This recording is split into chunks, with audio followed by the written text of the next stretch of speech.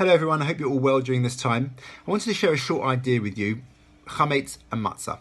Look at the two words. Chametz and Matzah are very similar.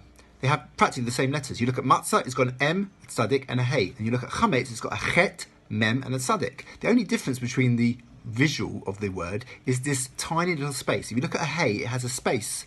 If you look at a chet, there's no space. That space is filled in. Now, what's the significance of that? The Vilna Gaon comes up with a really great idea on this. He says that that space between the hey and the filled up space for the chet is significant of the fact that matzah can become chametz if we leave it for too long, just like a mitzvah. We have a responsibility to carry out mitzvot. And sometimes when we go to do a mitzvah, let's say tzedakah, the yetzer hara, which is the evil inclination, will say to us, yeah, maybe you don't need to do this. Maybe you don't need to spend so much time doing this. And the more you think about it and don't actually do the mitzvah, eventually you'll just not do the mitzvah. So that's a bit like chametz and matzah.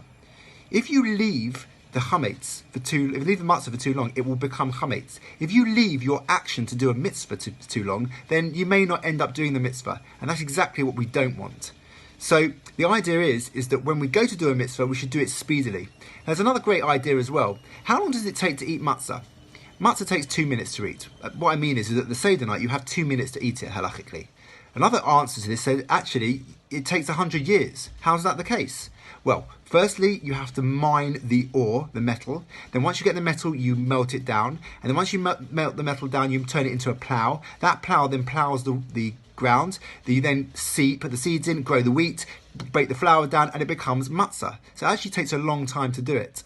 So we're all about preparation with Jewish people. They like to prepare for things. And we spend a lot of time preparing for our Seder, like throwing all our chametz out and getting that sort of sorted.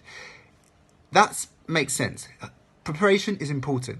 But if you're spending too much time before actually going to do a mitzvah, then you might slip up and actually go and do something not related to that mitzvah.